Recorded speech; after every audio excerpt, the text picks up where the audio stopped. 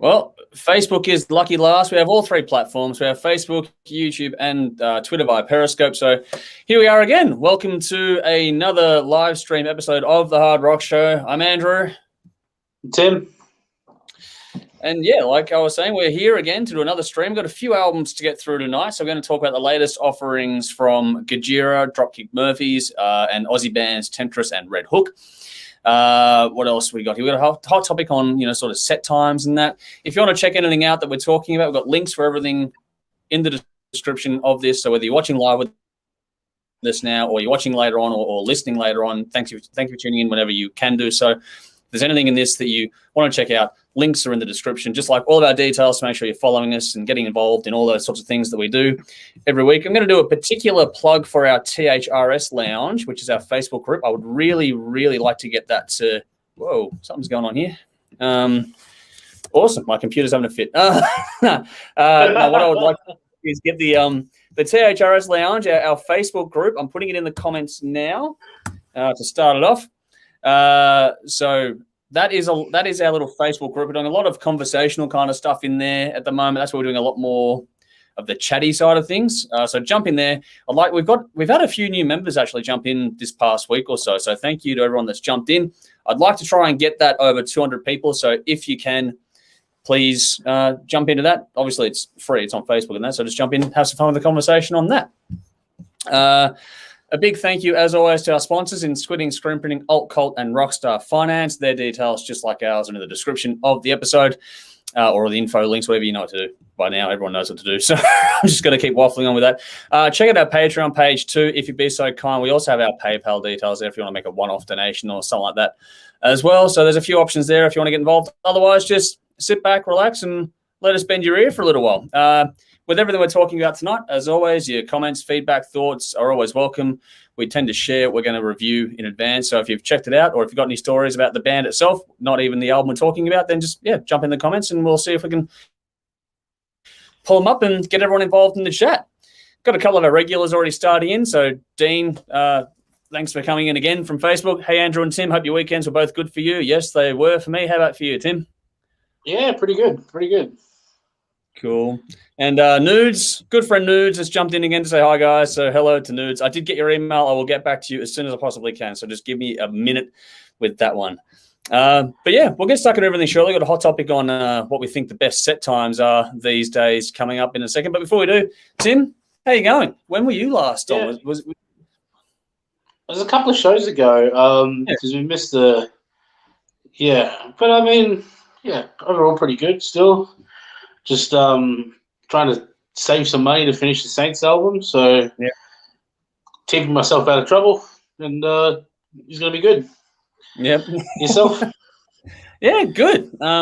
Just spent some time, more time than I've usually had with the family of late, which is good. Got that rhythm and routine sort of starting to settle in now. I actually managed to get through the reviews for this one without actually cramming it in the last minute kind of stuff. So, it was actually, nice to be a little more ready to go with a bit more lead time, so it's not just like fucking go to get it done. So yeah, good. Everything's actually it's settling down now after the birthday. It's like, okay, and there's a whole lot of people I haven't said thank you to on the birthday and that too, so I've got to get back to a whole lot of people on messages, and we'll get to that over the next few days. But yeah, that's all settled down and it's all pretty chilled and cruisy at the moment. But before we go any further, you in Eat the Damn Orange have just recently announced your launch gig. Give it a plug. Yes, May 22nd at the Workers Club in Fitzroy. Be down there. We'll have support from Shotgun Mistress, Carly Jewel, and Sun Traders, all of whom are wonderful bands. And we hope to see you there to throw a big party to celebrate the launch of the album, which will be out May 13 on all platforms. Yes, the next 2 weeks for local bands are fucking insane. Oh yeah, all bands in general this month. Yeah, next week is nuts, mate. Absolutely bonkers. The list is fucking massive. Looking forward to seeing what the Acolyte album's like. Actually, yeah, that's coming very soon. That's the 14th, I think it is, or whatever. Yeah, the day after ours. So it's going to be going to be very cool. There's a lot going on. The Vendettas have their one coming out this weekend and stuff too. So yeah, there's heaps. There's so much. It's insane. So much good Aussie music coming up. So make sure you get on that. We'll keep you all up to date, of course. Sally's jumped in to say hello, boys. So thank you for joining us once again, Sally. Hey, nice Sally. Is here with us tonight. Like I said, as always, feel free to jump in the comments for those watching and playing along at home. So we'll get into the hot topic, and we'll see how this one goes.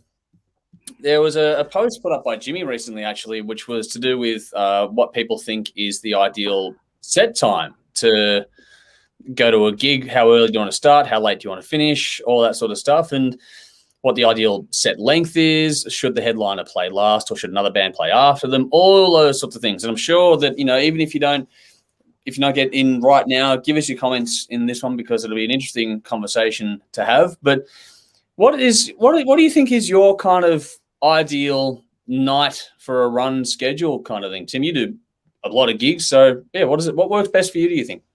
The answer is it depends. It all depends on the crowd.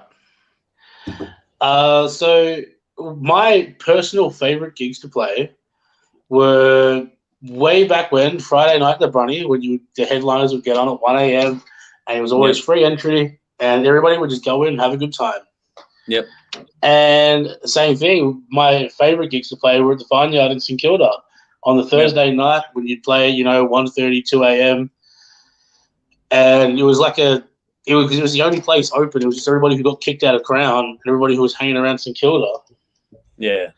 And it was like this wonderful family of misfits. And so I like those kind of late gigs to play on, especially when you don't have to work the next day.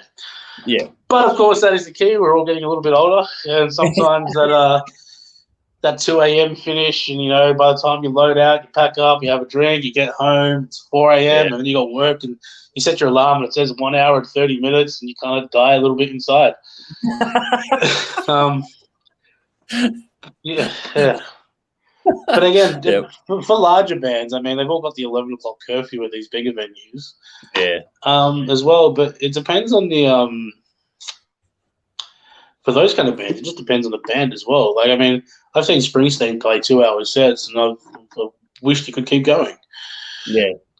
But again, very few people are that good. Generally for most bands, after about an hour, it's when you check your time. But as has been said before, off camera. But it depends on the crowd. Yeah. And when the crowd peaks. Yeah, well, that's it. And you've got the gig-based experience more so than I ever had, so just curious to get your take on that. Is there anything else you want to... Yeah. It's funny, man, because, when you play, the Vineyard, everybody knew it was there late because, again, it was the only place open, so everybody was there to have a big night. Yeah. I remember... the first time we played in the Vineyard, it was 3 o'clock in the morning and we'd already packed up. And Jaime from Orange showed up from his other gig, just, hey guys, we're still going.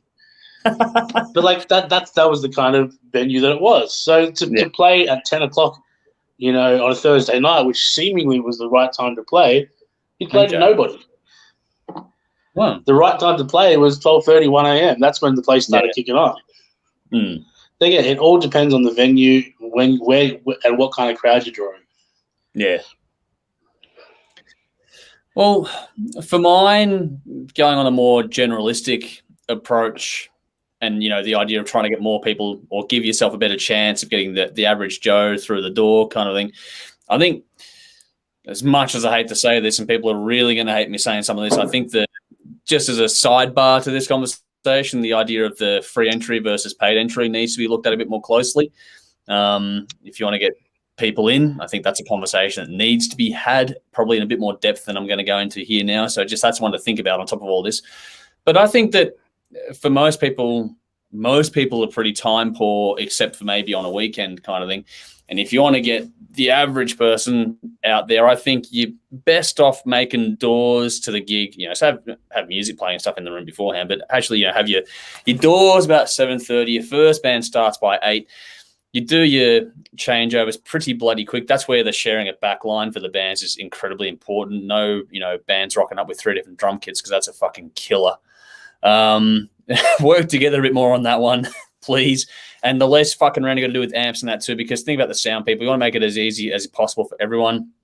If you can make it as much a case of set and forget as possible, that's the best way to do it. It's going to make it a really smooth night if you can do that. Because if something goes wrong, it means that your signal chain is a lot less to worry about because it was working up till this point. So if the amp was working fine, it's probably going to be like a cable going wrong as opposed to the amp itself or something like that. You know what I mean? So that sort of stuff is a big factor in this too. But if you can make it so that, your starting band is, kicking off about 8 p.m. and your changeovers are really smooth, all sorts of stuff, and you're wrapping up sort of about that, you'd want to have the last notes sort of being played around that 11 o'clock mark for a local band gig. As weird as that sounds, I reckon that might be the best way to go about it. That'll also help to avoid a lot of the problems we're seeing coming in. Like Whole Lot of Love recently had to go through an appeal process because new flats are going in, and no one was complaining about having flats go in, but the age interchange law isn't being quite, looked after in the spirit that it was brought in for. So, if you can knock off your gigs by 11 o'clock and have just, in-house music playing after that, then you're going to minimize a lot of that sort of shit getting in the way of live venues and that as well for the local scene. For the bigger ones, Festival Hall and whatever else, and whatever. But well, they've all got an 11 o'clock curfew as well. Well, yeah. So I don't, so for some venues like you're talking about the Brony and the Vineyard and stuff, and they can get away with it until really late, then awesome, that's cool. And then maybe you can, It's worth mentioning they haven't gotten away with it anymore. Vineyard are back to normal times. Which is kind of annoying. All it's right, like, why would you? Yeah. Which is annoying. It's like, why would you buy a house on Ackland Streets in Kilda and then complain that there's too many people around? Hey, I completely agree with you, but this is I'm trying to find a path of least resistance as opposed to what the right thing is in that regard. And so I think that if you're more pragmatic about it all, then trying to make so the bands are wrapped up by about 11 o'clock will eliminate or at least alleviate a lot of those issues that make it harder in general. But then I think also too, if you know you're going to get home, if you want to leave at the last band, you're going to be home roughly by midnight, depending on how far out you are. It's not as hard of a night to go out and see. And, if you factor in, lowering or completely eliminating the door charge as well, you're making it more incentivized people to go out and see you play versus, having a $15 door charge, playing until 1 o'clock in the morning. And by that point in time, people are going to really start thinking about whatever. And I think on this one too, it's important for in the event pages and that, how normally, and don't worry, I know how hard this is. It's not easy, but the sooner you set your set times up, I know a lot of people don't like doing that because you want to make sure everyone's there for all the bands kind of thing. But the sooner you set that up, the more involved I think the punter feels in making decisions versus it being thrust upon them. I don't know if you've got a different point of view on that, but that's what I think too. I think the earlier the set times are out, the better for me. I have a similar but a slightly different point of view. Okay, yep. But I don't know if I should disclose it on air. Okay, all right. Well, we can leave that. Okay. I am all for saying the headliners are on at 10:30, knowing full well that the headliners are on at 10:45. Okay, that's I am totally okay with that. Yeah. That okay. I get what you're saying there. Yeah, I'm talking about but even if you just make it so you just put the set times there, band 1, band 2, band 3, band 4, set times and whatever else, and it's just there, gives people a chance to to plan themselves out accordingly as opposed to knowing the night before or the day of, kind of, which happens a lot. I noticed that. To be honest with you, I kind of feel like if people are making those sort of decisions, and same thing with the door thing. Yep. If people want to go, they'll go. If people don't want to go, they won't go. I mean, we've seen it with pay-per-view. Nobody's going to pay $50 to watch a boxing match. They put the fight at $50. More people buy it. Yep. They're not going to pay $100, will they? It goes up to $100. People still buy it. Same thing with concert tickets. Same thing with everything. If people want to pay for it, they're going to pay for it. Yeah, that's true. The market. Plus, the other thing is too, with that versus the free gig, is when people buy a pre-sale ticket, they commit to it. Yeah. They're more likely to show up and going, it's free. Because once you put something as free, you then value yourself as that. Yeah. No, I agree. I just thought it's good to have that conversation out there as well. I see both sides of the argument. I'm not firmly one camp or the other. I just think that there's a conversation to be had in general. And that conversation should be done with the idea to make it more unified across the board, if you know what I mean. Yeah. But again, each to their own in that regard as well. And the other question I've got in this regard too is, it is hard to switch this around, but having the headline act, do they still play the last set of the night or not? Well, I've had I already played a gig a while back at the Bendigo with Lily. Yep. And Lily were headlining, but played third out of four. Okay, yep. Shadow Queen played last. Yep. The benefit of that is, if you're there to see the headliner, you can have it a relatively early night. The downside of that is if you're playing last, you're playing late to an empty room. Yeah. Because people are there to see the headliner, and they go, okay, cool, see you later. That's sort of the downside to it. As a headliner, it's great, but it sort of means that finding somebody to play that last set can be a bit of a. It's a hospital pass. Yeah, you're Chris Jericho and Triple H going on after Rock and Hogan. Yeah, you know what I mean. It's impossible to follow. Yeah, fair enough. There's a lot there to take in. It's one of those ones where you're not going to please everyone, but I do think that the conversation is there to be had across the board. But I do think that generally, especially on weeknights, if you're truncating it down from that 8 p.m. to 11 p.m. is where the bands are playing in between, that's probably more of a win. I think with weeknights, the key is to stick to 2 and 3 band sets. Yeah. Once you go to 4 band sets, then you get a longer night out. I think with weeknights, it just becomes a later thing. Yep. Like even Friday night, because people are still working during the day. Still knackered. Like I find myself getting tired, now these days.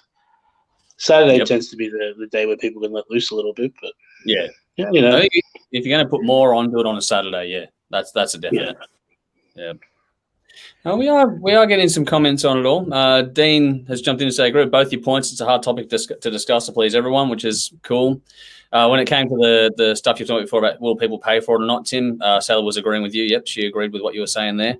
And back onto that, she also jumped in to say, she was glad that Holiday Love Bar won that one. Agreed. She reckons last band done by midnight and it's all good. Yeah, and some people are pretty good with that as well. So there we go. Another good friend of ours from YouTube has jumped in good mate Tough Sneezo. So thank you for jumping in again. You're here. So he's gone, it's time for us to bang our heads together. So bring out your chains and leather. Always banging fast, never slow. It's time to watch the Hard Rock Show. Fuck me, we're getting poems now. Thanks for putting that one out there. Awesome. He's jumping into the Dropkick Murphys. We'll get to that soon, but he's going. They've got some cool and funny ass songs. Damn right. And Going Out Style was his first introduction to that band. And whilst he's laying on the heat tonight, he's just saying Carlton won tonight. Just putting that out there. Go the Blues. So yes, they did. They won tonight. I tipped them. It is fantastic watching Essendon lose, but it's also equally disappointing watching Carlton win. I agree with both.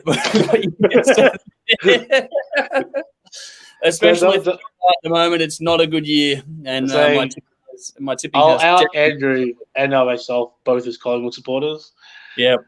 So definitely. Yeah, I feel bad laughing at losing teams right now. Yeah, well, we're second at the bottom, so we're down there at the moment. Yeah. Well, I think we're in tanking mode now. Just about, aren't we? There's not much to play for this year after this, but we'll see what happens. Get some games into the kids and hopefully come back bigger and better next year. Nerds has brought in a good point to the conversation that we're actually having as opposed to football. Public transport does come into it. Yeah, trains, buses. Yeah, agreed. Finished, yes. Well, especially for the taking. That's the good thing with Friday, Saturday night now having 24-hour trains. Mm. I remember this years ago, Airborne playing at the Hi-Fi, and this was the Monday before Cup Day. Yep. And, no public transport. At the Hi-Fi, they finished at, 1:30 a.m. Yep. And I ended up taking a cab back to Frankston because there was no other fucking way to get home. Yeah. Yeah, but it's either that or sit at Crown until 7 o'clock in the morning. Yeah, true. But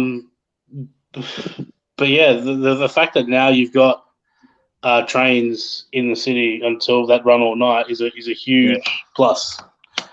Yeah, agree with that one. That is a very good point too. I think that if you're going to book a later gig, make sure you're keeping that into account because you want to make sure people can get home as well. Yeah. It will be a big deterrent. You can't go out and have fun and have a few drinks and that if you can't get home after the fact. So yeah, the designated driver is not as fun as it might sound.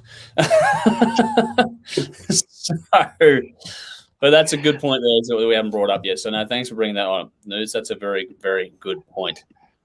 We did start a little late, so should we get into our first review, do you think, Tim, or is there one you want to add? Yeah, let's do it. Let's do it. All right. So knock these out. All right. We have one. Oh, sorry. Ben Jars, another regular. Thank you very much for jumping in, another regular of ours. Tim, when will we be writing a song for Eat the Damn Orange? There's a random question for you. Oh, God, man. My songwriting skills aren't the greatest.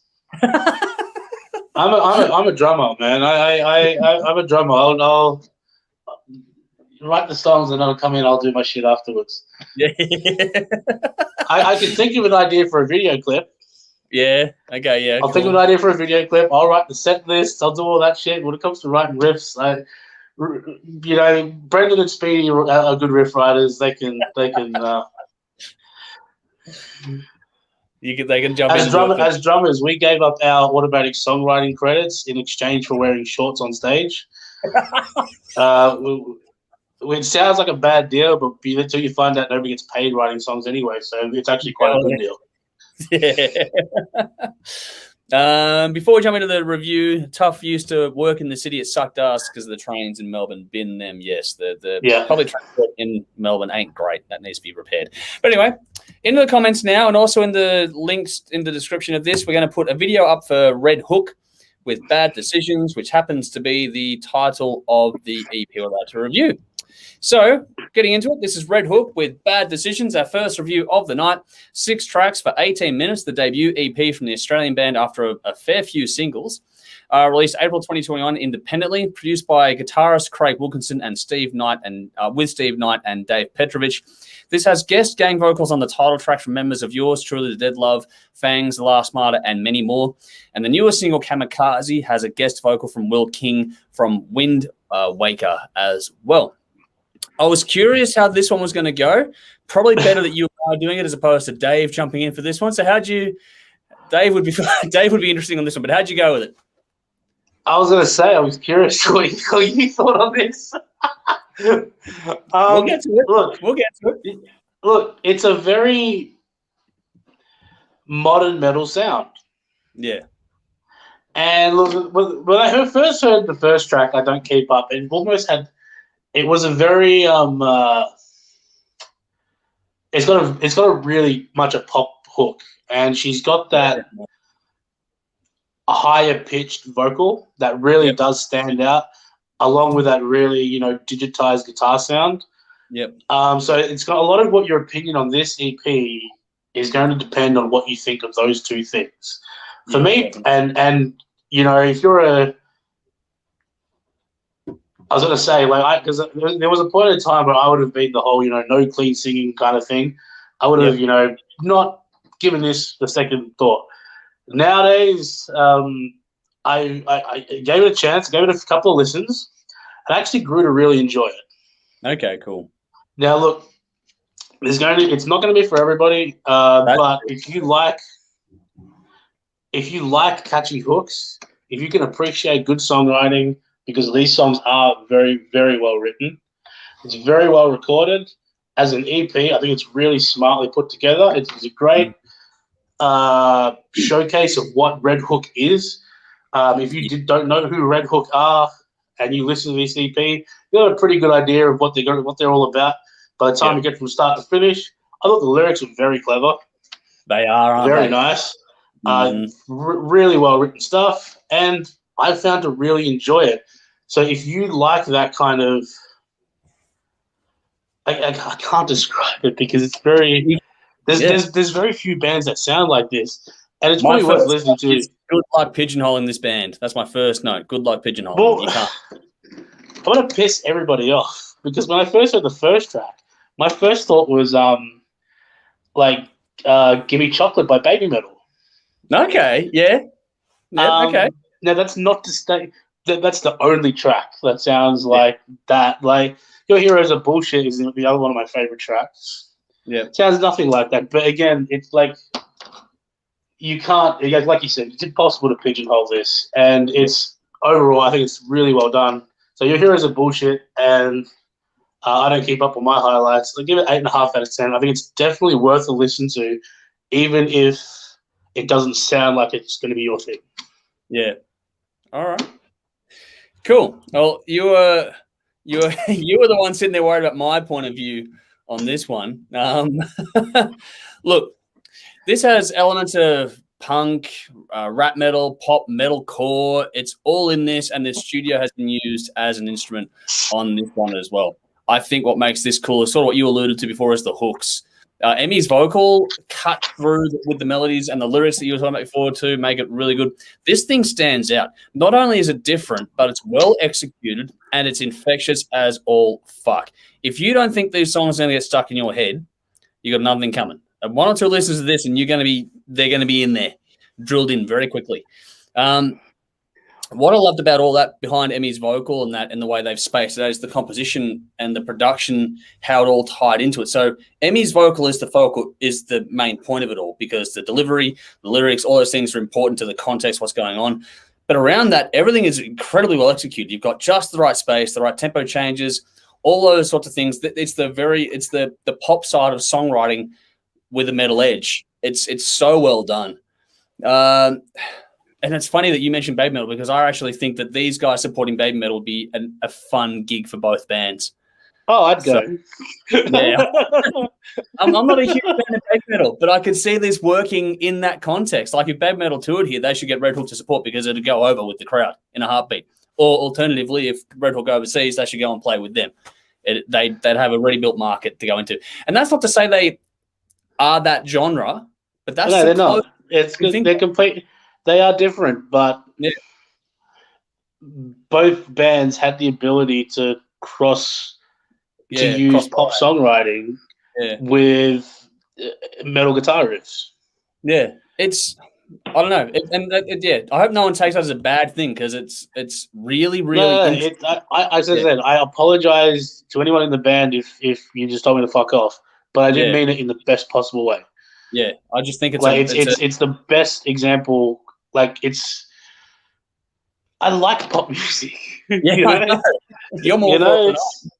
It's really well done. Yeah, I loved the production on this. I know that Dave, for example, probably hate the production on this, but I loved it because it's incredibly slick. But there's grit where it's required, offset by like the polish and the shine and the grit all worked well together. Like the way they pushed and pulled on things, the tones on this. You've got, the digitized tones. It's really syncopated, but the vocal in particular was really organic, which is cool. You can imagine this live. And a lot of this stuff that's so heavily produced, you might struggle to imagine how they're going to play it live. But this one, I have no problem. You can see it like that. This is going to go off live. But you mentioned, we've covered the lyrics, but the darkness in the lyrics, the storytelling and how dark some of this content is. It's one of those ones where it's the Velvet Sledgehammer kind of thing, because they're going to suck you in and then knock you out. It's very, very clever, a lot more subtle than you expect, especially in terms of the layering and the production too. Things like there's an extra vocal in Bad Decisions, along with like the little cathedral reverb moment at the very end of the song. It's just for this, it's not even 10 seconds of it, but that attention to detail is all the way through this EP. Fuck. If you're a purist, you want old school rock and metal, the classics, this isn't going to be for you. There's going to be an audience out there that isn't for this. But generally speaking, if you've got an open mind, check this out, because it's catchy. It's so infectious. If you want something that's fun, it's definitely a lot of fun, a whole lot of fun, but it's twisted as well. It's different. and very, very cool. I have a hard time faulting this one, believe it or not. I think that the track Alien on this, while it's not one of my personal standouts tracks, that has all the elements it needs to be a perfect radio hit song. That one would just smash it in that area. They're here in Melbourne, I think, next weekend. We're pre-engaged filming, so I can't make it out, but I do want to make sure I get down to the next tour because this will be a lot of fun to see live. I reckon to go off. 9 out of 10 from me. I really, really enjoyed it. I gave it a higher score than you, so there you go. Bad Decision and Cure for Psycho were my standouts on this one. But, yeah, there's no bad tracks. Not a single dud amongst it. So for those watching, let us know what you think out there. Before we go on to the next review, which will be Temtris in a moment, I'll put a link in the comments in just a second. Tough has jumped in again. First verse, Eat That Damn Orange, put it down your gut, take the whole thing. I don't want to hear no buts. There we go. So you got to think, man. There's a female vocalist singing as well. This is true. Eat the damn orange. I want you to never get scurvy. Be the hero. It's no time to get nervy. That's a good one. I reckon that's not bad. That's not bad. And Brendan, if you're watching, because I know he's going to try and jump in later on, just a bit after we wrap up. Eat the damn orange. Get strong with your vitamin C when everyone's getting old and weak, and then they will all see. It sounds like a footy banner. On the spot review of thrown out lyrics. Cheers for jumping in with those ones, Tough. It's a lot of fun getting the audience interaction. We're going to move on to the next one. I'm sure that Tough's on his little YouTube rabbit hole that he always goes on to. So in the comments and in the description of this, if you're tuning in later on, we have a clip or a link to the clip for Temtris with their new Ritual Warfare lyric video. That's the one that's just come out a couple of days ago, I think it is. And, like I said, we're going to move on to the next review. So this is Temtris with Ritual Warfare, 8 tracks, 45 minutes, the 6th studio album from the Australian band released April 2021 via Wormhole Records, the first on that label.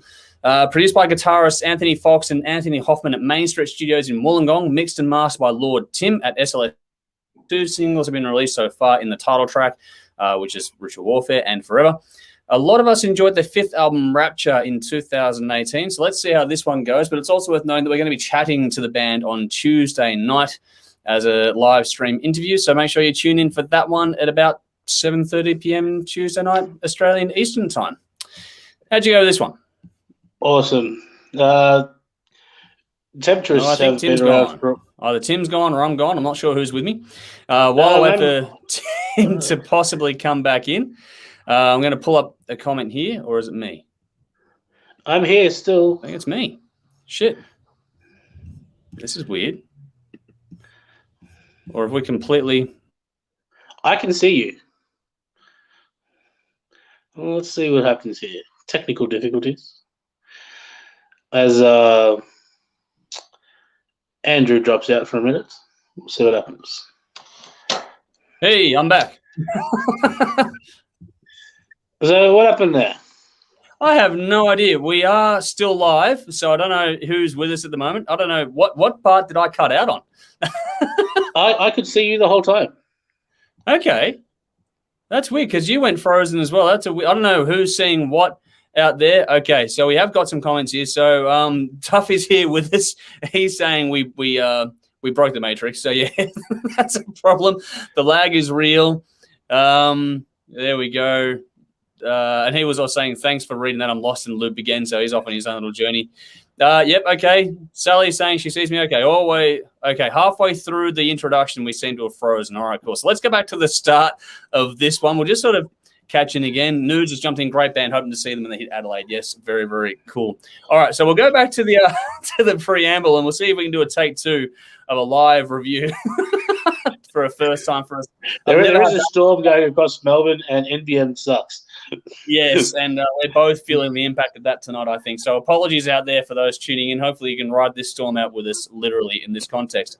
So again, to do it all again, Temtris with Ritual Warfare, 8 tracks, 45 minutes, the 6th studio album from the Australian band, released April 2021 via Wormhole Death Records, their first on that label.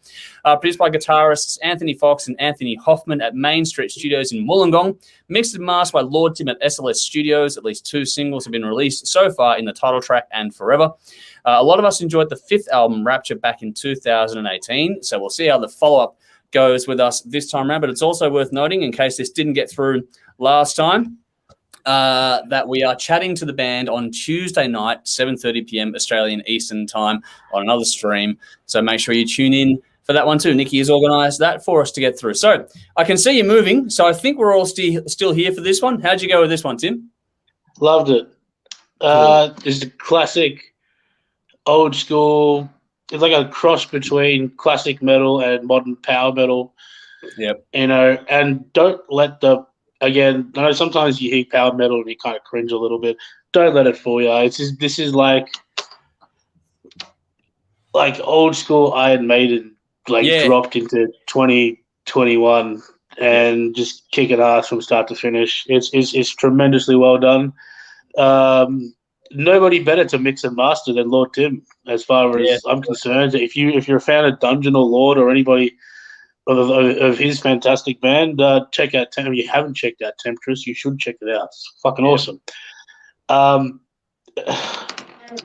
There's not really too much to say about this. I think it's really good from start to finish. I think, but what I liked about it was coming off listening to RedHook a couple of times. Yeah, this had just the right amount of dirt to it and the right amount of grit. It was it was a very warm listen. And it was a very not to sound like a wanker, but it was a very vinyl friendly listen. You know, this is one that would sound very nice on those on wax and vintage tone.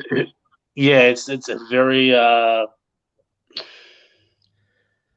reminded me of a little bit of the tone wise, like nothing to do with Star, but kind of like, you know how like Machine Head by Deep Purple. Okay. Has kind of that really strong, you know, mid-range bass frequency floating throughout it. It just kind of leaves a little rumble in your chest. That's what I loved about this one. And from start to finish, playing is great. Everything is fantastic. Vocals are out of this world, as you'd expect from Temtris if you've heard them before. So this is a really fantastic listen. 8.5 out of 10. Forever is my highlight. I haven't checked this band out live before. I really need to undo that. Again, if you've not heard this band before and you like the hard rock show, if you like anything to do with hard rock, you need to listen to this band. Agree. All right. I'll get to the comments in this section. We've got some good comments going through. Basically, what you were saying, if you like it big and powerful, or if you're a fan of bands like Iron Maiden, this is one you must check out. What I liked about this was the opening of the tribal drums, and that sets the mood with the whole, you know, ritual warfare kind of thing going on.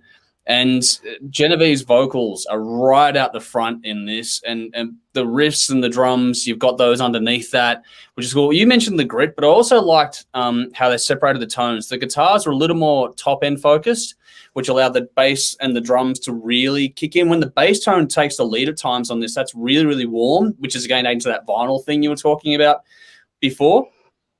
Because in the mid-range is where Genevieve's vocals tend to sit on this.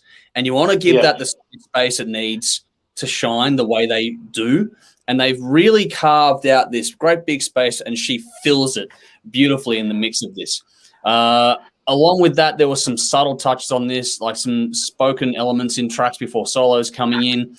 And like what I've done, what I liked about the composition side of it was how they're generally pretty long songs, 8 tracks for a fairly, you know, lengthy album in like for that set of mine, like compared to RedHook, you know, it says each of these songs are twice as long as anything you got from RedHook.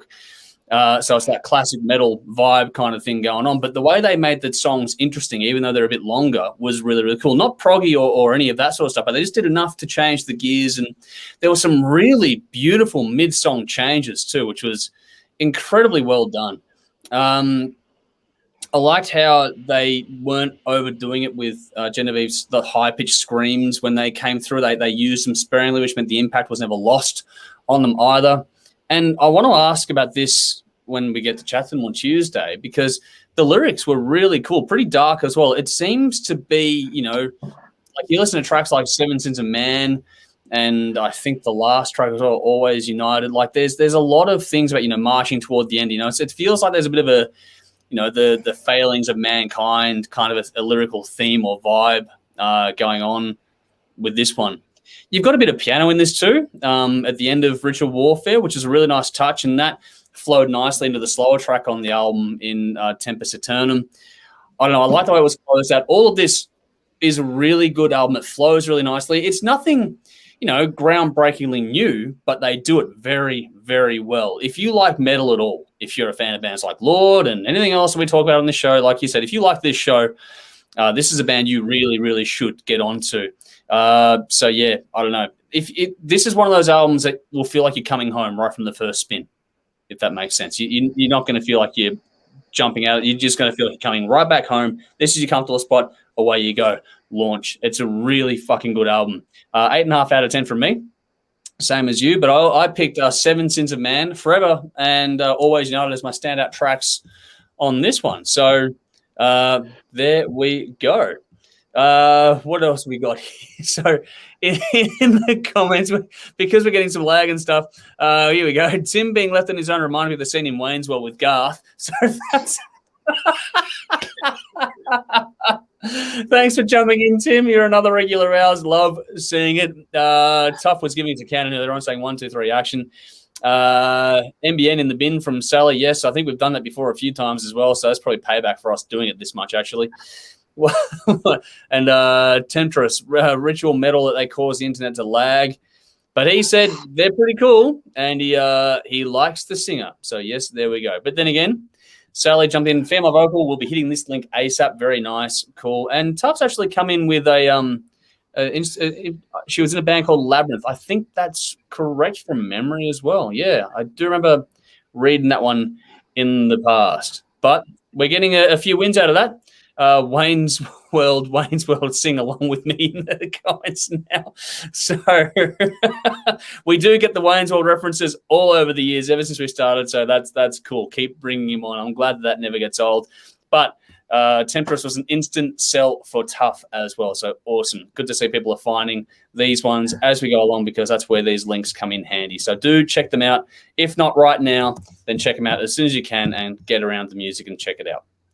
But 2 more reviews to go, so we got to keep moving. Next up is Dropkick Murphys. So in the links now, I'm putting a comment in there for Dropkick Murphys, the Queen of Suffolk County. So make sure you check out that link, assuming it's working to do that one. Before I move on, Crimson Fire has jumped in to say party time. Excellent. Yes, it is. That's a new face on YouTube, so thank you very much for jumping in. Haven't seen you here before in the comments, so thank you for jumping in. Good to have a new face with us. But anyway, we'll keep moving along. Time to talk about Dropkick Murphys. Going to change gears in completely from what we've done already. So this is Dropkick Murphys. Turn up that dial. 11 tracks with 39 minutes. The 10th studio album of the American band, and their first in 4 years. Released April 2021 via Born and Bred Records, produced by Ted Hutt. 5 singles have so far been released, including Smash Shit Up, Middle Finger, and I Wish You Were Here. The band intentionally went into this album trying to be positive and upbeat, with a theme of basing it around the importance of music in people's lives. So how'd you go with this one? We changed it up. All right, so I was unaware of the theme. Okay. But I've heard a fair few Dropkick Murphys albums. Yep. And full credit to them, they've managed to carve out such distinctive sound. Yeah. That's uniquely theirs. And as much as we all joke that, St. Patrick's Day is over, it's time to chain Dropkick Murphys back up again. Yeah. They've managed to carve out such an audience for themselves, and have become for me, they're like a prototype professional band these days. It's like, well, look at their streaming stuff at the moment.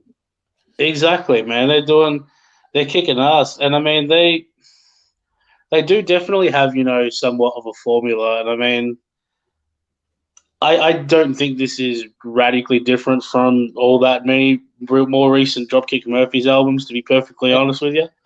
Having said that, I don't think it really needs to be. I think, when people are looking for a Dropkick Murphys album, they're looking for something with a nice groove to it.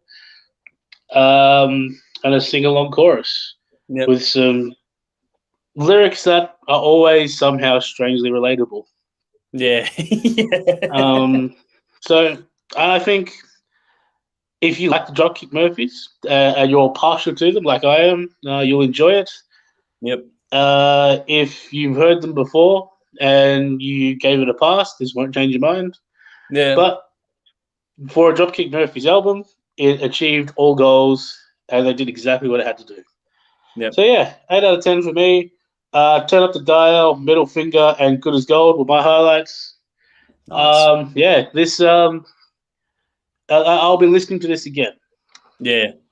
It's an easy one, isn't it? This is a really easy Really listen. easy. Yeah, and it's a lot of fun. I haven't checked out a heap from this band, but everything I have heard has been fun till now. And this album fills that void. If you know you're going to get out of this band. You know, it's upbeat. Tracks like Lee Boy Show, the energy in this. You know, Mick Jones, Nick My Pudding is another one later on. So your song titles are going to give away a fair bit in just sort of This is a really obscure reference, but I could just I could just see myself drinking with Eddie Kingston listening to this. If you get that reference, you know exactly what I'm talking about. It's true. I love the folk element with the pipes, and not just the bagpipes, but the tin whistles and that sort of stuff in this. The dual lead vocal is a nice touch for these guys too, and they've done it gives it a more earthy feel. It's like, you know, you can imagine going to see this live and it's going to be a hell of a lot of fun. The two vocalists, the earthy tones to it. It's just party fucking music. This is if you just want something that's going to, like, easy to take in, yes, but just have fun with it, this is one of those records for sure. I think the drumming patterns on this were great too, along with the gang vocals. Oh, man. Like, that's the genius of this band. Yeah. That's the whole key to this band, is why they work, is he's got that like, it's like a train beat throughout the whole thing. Yeah. But it's got that rolling movement that you'd have from folk music, but applied in a rock context, and the sort of the way the guitars sort of hold it together, and then you've got your folk instruments over the top. It's actually like, that's what I mean. They've got a formula to how they write, but it's such a genius formula that they should never deviate from it. Yeah, exactly.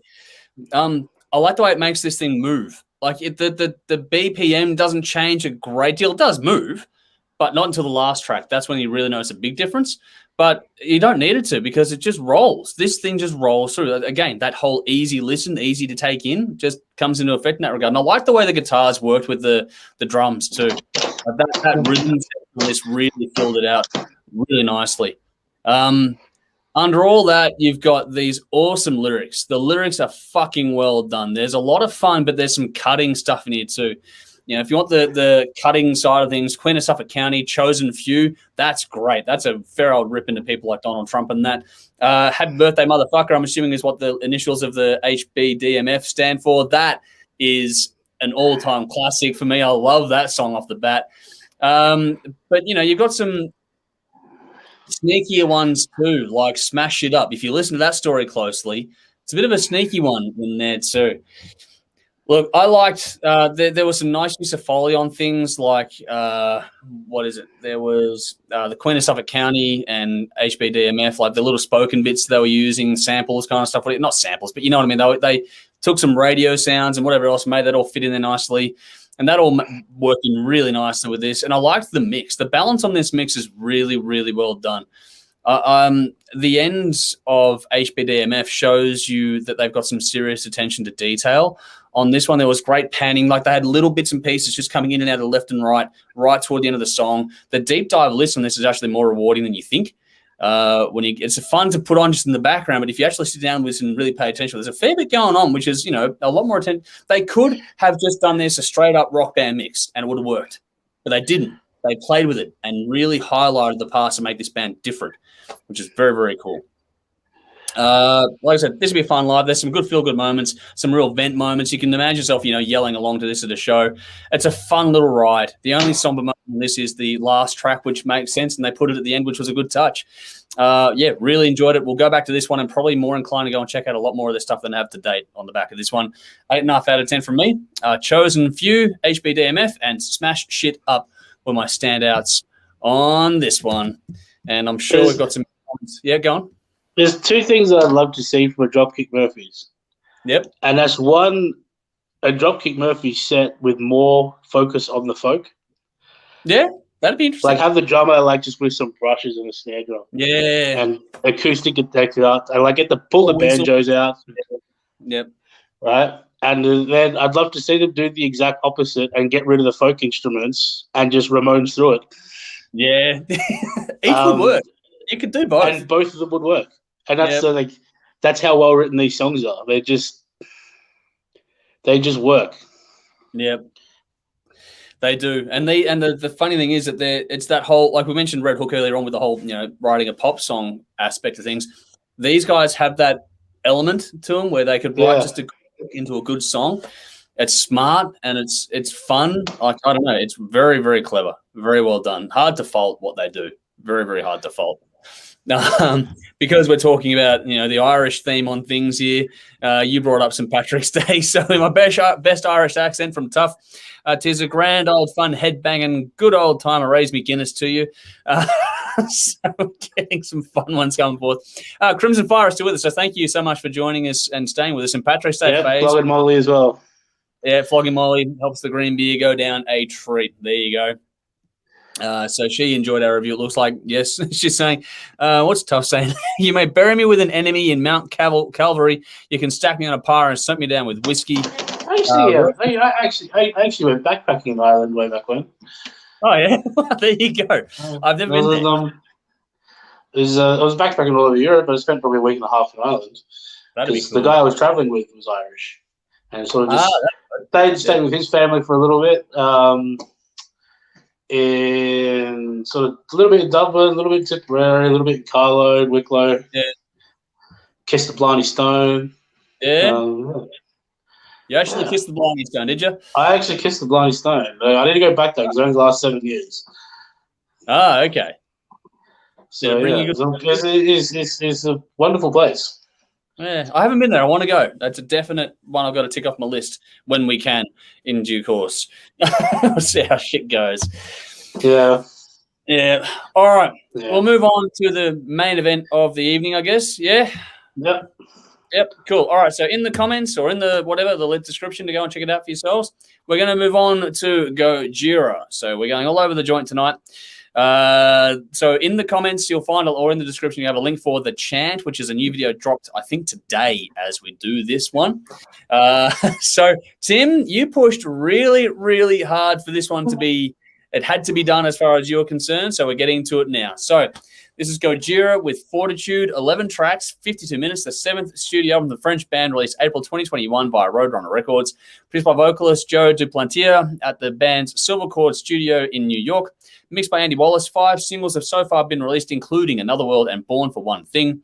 Production on this began way back in 2018 with an intended 2-year timeline, which was then pushed out due to the impact of COVID-19.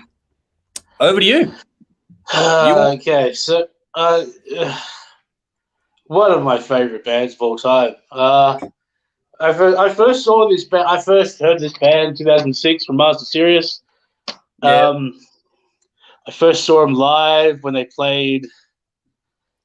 They played with Mastodon on a Soundwave sideshow. Okay. On the Way of the Flesh tour. And then when they played at Soundwave, they were on at 12 o'clock in the afternoon. And it was all these pretentious metalheads going yeah, Lamb of God were good, but Gojira were the best band of the day. Nice. And then, I saw them again when they played Download on the Magma tour. And I'm curious to see what you think of this album, really. Okay. Yep. Because, if you don't know Gojira, I feel Gojira... if you're like me and you're a long-time metal fan, you know Gojira. But I feel like a band like Gojira may be just that notch too heavy for where most of the hard rock show audience sits. I'm curious to see, how many people are out there. Yeah. But if you don't know this band, look, reason why I push for it is they've made some of the best albums of the last 15 years. Again, from Master Sirius, La Force Sauvage, Magma, Yep. some of the greatest albums of the last 15 years. Ouroboros, Gift of Guilt, Backbone, some of the best songs of the last Yep. 15 years. Nice. And they are an unbelievable band. Now, I've seen a few people comment on this one because it is justifiably, it's unmistakably Gojira. Yep. However, where they've been a little bit clever is they have, because Magma was such a success of an album. Yep. You're right. But it was also Magma was such a success of an album, critically, but commercially maybe not so much as it really should have been. Yep. So what I feel like we've done with this one is they've just dialed the gain back a tiny bit.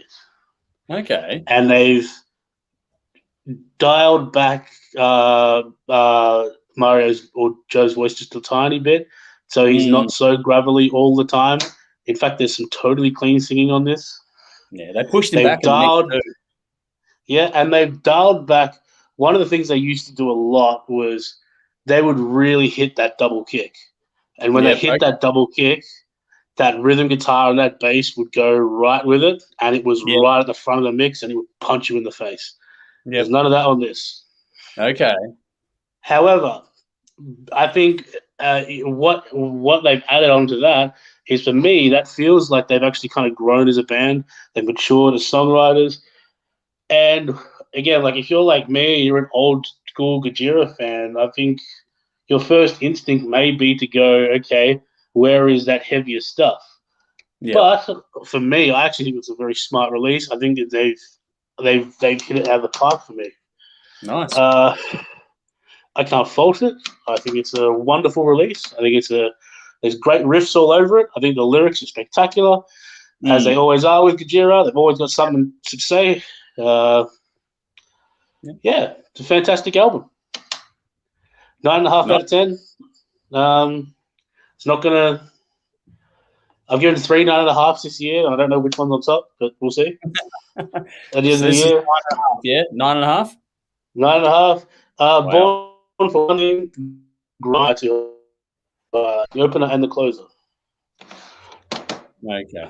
Just go through your standouts again, because you were breaking up then. Born for one thing and grind. Okay, cool. And you said the opener and the closer. Yeah, cool. All right. So, because you're obviously much more familiar with this band than I am. They're not a band that I've gone and explored in great depth. I'm well aware of them. Just haven't gone through, obviously, anywhere near to the depth that you have. It's sort of a similar story to me. It's funny that you mentioned Mastodon, because I wondered how I reckon these guys and Mastodon would be a great fucking night. They'd be a great 2-band punch together. Yeah, Mastodon, Gojira, and Curl Attack. Okay, well, there you go. This would be fun with, that sort of set in mind. And it was funny when I wrote that note down, when I was listening to it through Spotify, at the end of it, when it goes on to, randomly moving on to the next song at the end of the album, the next one that came up was Mastodon.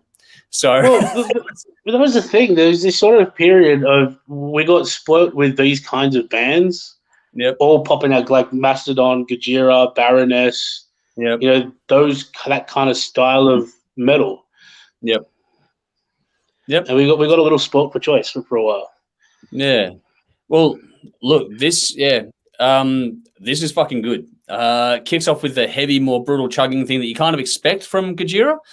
It's got that slightly dissonant sort of style that you do think is going to be coming, but this goes so much more broad across the album than I honestly expected it to go. And I heard the first track, and okay, cool, I know what I'm in for, but you really don't know. You have no idea. If you take it off the opening track, you got no idea what you're in for. Listen to this thing from start to finish; it's well worth the time. One of the first things that stood out to me on this one, and it was on the second track, was the vocal melody and the harmonies being used. That added to the interesting way this was mixed. So there were times where the drums were back and then the vocals were forward, and then they'd swap it completely. So the vocals were way back and the drums are out in front with this killer like snare tone going on. Like there was the individual tone work was fantastic. The layering was brilliant. They've got Jews harp in this. They've got fucking whatever, they whatever they found they could use, they used it. They spent that 2 years in the studio very, very well. Like Amazonia for me is worth the price of entry alone on this album. That's when you really know it's going to have something very, very different about it. There's, a tribal drum pattern in there as well as that Jews harp I was mentioned before. This has great groove. It swings hard. Like when they open up into the groove and the space and they allow the swing to kick in on this, fuck, it goes hard. And that's not the most brutal thing of all time, but it just hits you. Fucking well done. The impact of that I think swing. That's what this band does the best. Yeah. Is that they managed to they managed to find a breakdown groove without actually having to break down. Yeah. Agree with that completely. That's very, very subtle, but it's very, very smart. But even though it's subtle, it has a huge impact on things. They just know when to change the tempo, and it just clicks to a different gear where you go, and that makes the album fly by. The lyrics are brilliant on this as well. That shines on tracks like Another World, which has a surprising hook in there. Like this has more hooks than you expect for a heavier band overall too. Again, some of the mixing on the vocals and they allow it to sit back and then echo through to the front really did soften that harsher impact. But the clean vocal, when they brought it forward, was fucking stunning at times as well. So you're sitting there going, you're getting the best of everything on this one. Like I said before, the push and pull is great. Like I said, Mastodon will be a great set with these guys. But no two songs on this are genuinely alike, but it all fits really, really nicely. The vocal Hold On is really well done. That's wonderful with harmonies. But I like the drums and little bells on Hold On as well, not just the vocal. There's these little bell moments in there too, which is fucking fantastic. And that one goes back again to the tribal element too. So you got these little bits and pieces throughout the album, which sort of give you little anchor points to go, okay, that harkens back to this and that pushes forward or foreshadows this stuff coming up later on. But it all flows really nicely. But then what I liked really cool toward the middle of this one was what are the two tracks? You've got the Fortitude, which then blows into the Chant. Like that was a brilliant touch in the middle of the record. That was just the perfect moment in time on this. That's where it slows down and they give you this beautiful stuff, which completely throws you out like, whoa, where the fuck are they going next? And the back half of the album after that gives you a bit of everything you've already had before this point. Like that middle breakdown is almost like a 70s throwback to a classic rock kind of almost there kind of thing. Not complete, but it just sort of goes in that direction. It's such a great switch on the album. Look, there's nothing to fault. This is so easy to repeat spin for how in-depth this is as a listen, because it is the deep listen on this. If you're an audiophile person, listen to this through good headphones and you will hear fucking everything. It's so clear and the detail is there. Yeah. I don't know if this is like a background noise kind of album. No, it's not. I wouldn't think so. This is one you do have to pay attention to. Yeah. Look, this is a sneaky good record. This might be a contender for a top 10 record at the end of the year for me because it's one of those ones you're going to go, oh, that was really good. And it's not going to, because it's so easy to repeat spin because of the way this thing's been laid out, you don't get tired of this one at all. And so I don't see myself getting tired of listening to this one between now and the end of the year, and it makes me want to go and check out the rest of their stuff. So I was glad that you pointed out there are some differences, but at the same time, not that big of a difference that it's going to make me feel like I'm alienated to listen to the other stuff either. So definitely got to go and get to know this band a bit more. This is much like particularly like the two most recent albums. Okay, they're definitely worth checking. Like that'd be a good entry point for yourself. Okay, cool. All right.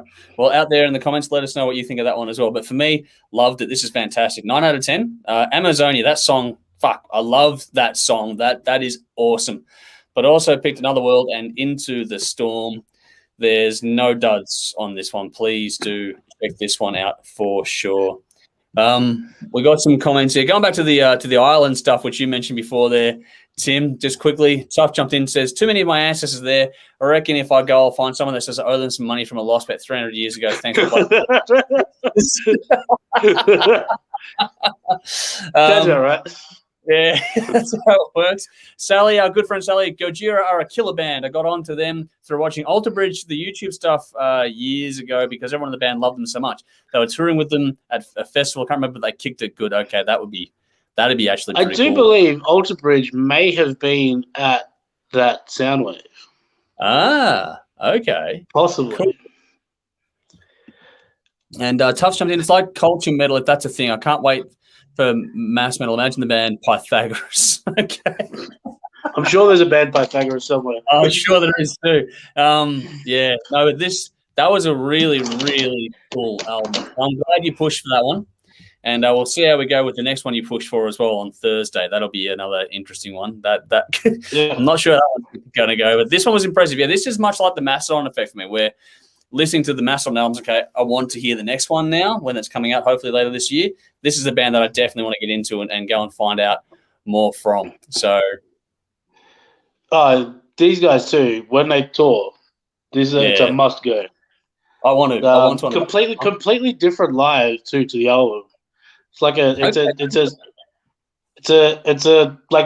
obviously the songs are the same, but they do have more of a live band feel. Like it's less.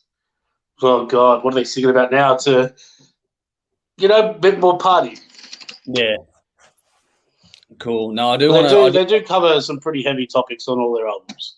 Yeah, there's a lot to get into, but it's done really well. It's really intelligent. They're not bashing you over the head with it, if that makes sense to anyone out there paying attention. And Sally said, yeah, you're right. That's the one, Tim, when it came to the Alter Bridge thing we were talking about a second ago. Yeah. There you go. All right. That Soundwave had one of the best lineups I've ever seen. Because that was when you had it was In Flames on the metal stage. You had In Flames, Trivium, Mastodon, Lamb of God, Black Label Society.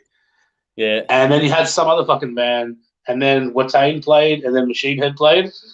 Yeah. Okay. And it was just fucking awesome. And Gojira played earlier on in the day, and like Devin Townsend was on stage 9. I couldn't see him. He was playing, like System of a Down were playing, and couldn't see them because fucking Machine Head were playing. I had to watch Machine Head. Spoiled for choice. Yeah, we should do a topic at some stage about our favourite festivals we've been to. That'd be an interesting one. That's something we should do down the line.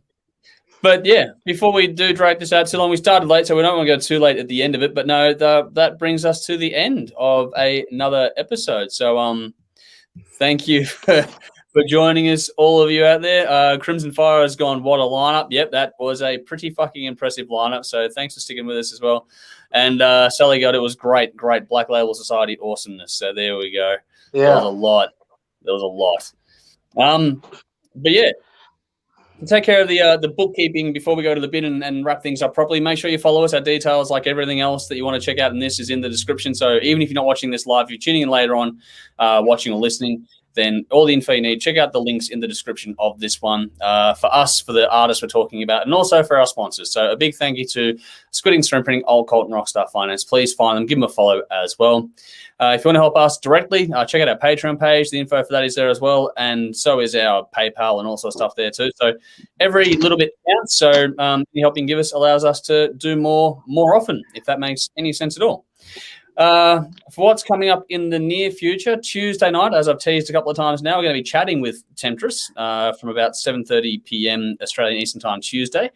Then we have our THRS Deep Cuts coming up on Thursday night, which will be covering Souls of Diotima, Frozen Crown, and Royal Blood. And Royal Blood was the one that Tim was going, yep, we've got to do that one as well. So we've got that one as the headliner for that one.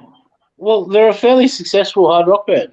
Yeah, no, we've covered them before. I'm all for it. I'm all for it. Yeah.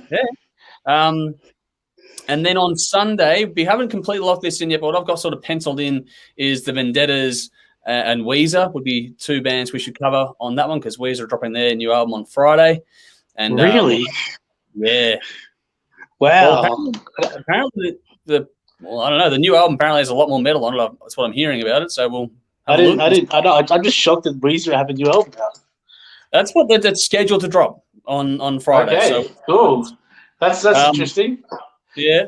So I figure they're big enough that we should have a look at them, and there's be one or two more in there as well, I'm sure. But we'll get to that one as it gets closer to it, because we'll need to do a bit of a back and forth amongst us all and our Temtris Lounge to work it all out. Our next special will be to do with grunge, which we're filming next weekend, and we'll see if we're still here on Sunday to to do the live stream. There will be many arguments. Yeah. But we're going to be doing that on set. If everything goes to plans, we're going to break in the new set on that day in person. And, check us out on TV. So Saturday nights on 10:30 p.m., Channel 31 Melbourne and Geelong, and Thursday nights, Channel 44 in Adelaide. Now, we are normally at 10:30 p.m., but I think we might have moved to 11 p.m. I'm not sure. So we started either 10:30 or 11 o'clock at night on Thursday. It's Channel 44 Adelaide. Once I confirm that, I'll get to plug in that more appropriately. But that brings us to the conclusion. That brings us to the fun part of the night. Oh, hang on. Here we go. We've got some more comments. Okay. Tougher saying, another epic show. Thank you for tuning in. And Crimson Fire, cheers for the killer info, guys. You're most welcome. Hope to see you again here soon. What's this one? Yeah, Brendan's going. There could be another album dropping on May 13. Yes, Brendan. Oh, there's a big album dropping on May 13. Taking the piss by Eat the Damn Orange. Available on all platforms. Yep. Search Eat the Damn Orange Bandcamp to pre-order a physical copy. And plug your gig too, mate. Yeah, 22nd of May, Workers Club in Fitzroy. We'll be throwing a big party to celebrate the launch of the album with support from Shotgun Mistress, Carly Jewell, and Sun Traders. Yep. So our tickets are available on Ostix. Buy them, get involved, get out to the gig and support these guys and all the other ones on the night there too. Ben Giles, great reviews tonight. Thank you for tuning in. Glad you enjoyed it. And what Sally said now, on top of the links thing tonight, Andrew is such a pro. We're wearing fishnet stockings and red heels. Snap. I don't think that's ever going to happen, but thanks for the idea. And what kind of pros are you talking about? Well, that's the thing here. I'm such a pro now. I should be changing up the outfits and probably heading out St Kilda way. So we'll see in that regard. All right. Well, speaking of that sort of fun stuff, let's get on to our fun part of the week. Onto the bin. This is the part where we get to just say whatever's pissed us off this week. So, what's got your goat this week, Tim? What's going in the bin? If you're a customer of some sort, and you venturing into an establishment that happens to be on a public holiday or a weekend, don't say something stupid like, why have they got you working on a weekend? Like, nobody wants to work weekends. Nobody wants to work public holidays, but we do it. Just move on. Yep. Don't bring it up, because it just brings up a awful, sad feeling inside of everyone. A little piece of you dies when you do that one. Oh, everybody dies. It's terrible. All right. We've got some more comments coming through, which I'll get to those in a second. But for my bin tonight is the first part of this is, I'm assuming you are done, unless there's any more you want to go for, Chest. You're done? All right, cool. Yeah, I'm done. Yeah, for mine, the first part is the way the Australian sports media cover things versus the American market, for example, when it comes to who should get fired for what job. The separation between the front of house or front office kind of thing when it comes to list management, that sort of stuff, and separating it from the coach. That's a big thing that needs to be matured in this country a lot faster than it presently is, because you look at the way it's done overseas, it's a lot better. I like the conversation over there a lot better. It's much less toxic. But on that note, watching the NFL draft this weekend, the one thing I do want to put in the bin is that is the way the guys that put together their picks carry on when they get the pick they want. It's like, you've been planning for this for a year. But they go around fist bumping, high fiving, all sorts of shit. And it's like, and on that note, when the first pick of the draft, any sport, and they take the full time allotted to do it, fuck off. Just fucking put it in. You know what you're going to do. You're not taking any last minute phone calls. You've locked that shit in 6 months ago. Just fucking get on with it. So the carry on that goes on with the drafts, I like this theatre of it, but don't go too hard at it. Just make it, good, wholesome fun versus look how good we are. It's like, no, you're really not. It's not that entertaining. I got one more bit. What have you got? Aaron Rodgers. Wow. All right. I'm a passing NFL fan at best, right? Yep. But what Aaron Rodgers did was like your next door neighbor, like sneaking into your house and banging your mum on Christmas morning.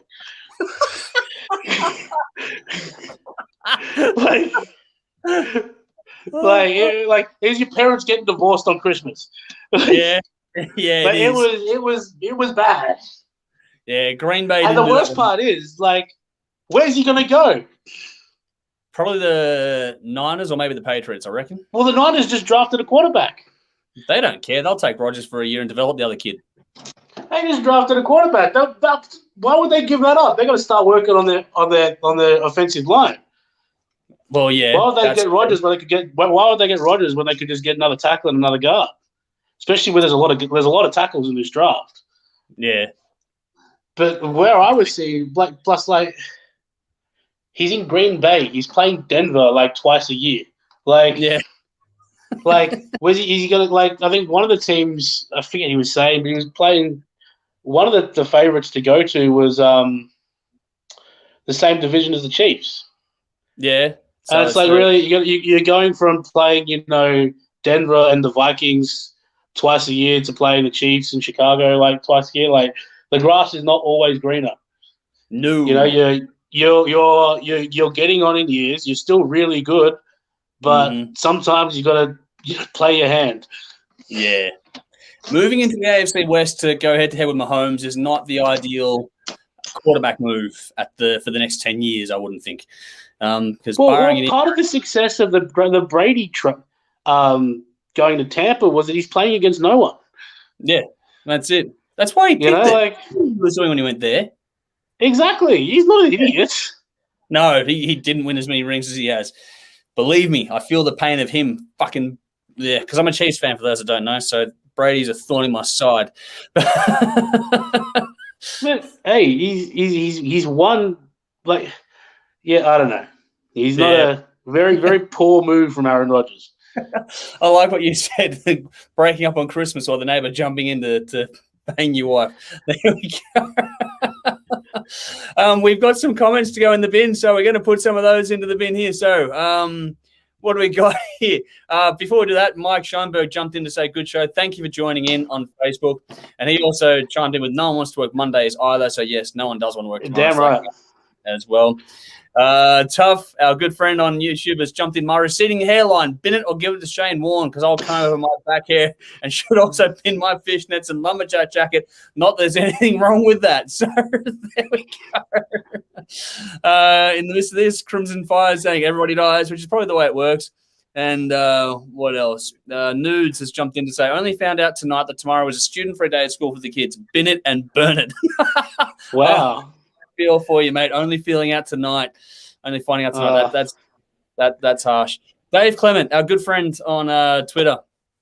Telstra NBN in the bin after what happened to my radio show this past fortnight. Now, for those who don't know, he runs an awesome metal show online on Sunday afternoons, and the last few weeks he's been completely screwed over by the failure in that regard. So, yeah, hopefully you get that resolved very, very soon. Thanks for joining in on Twitter there.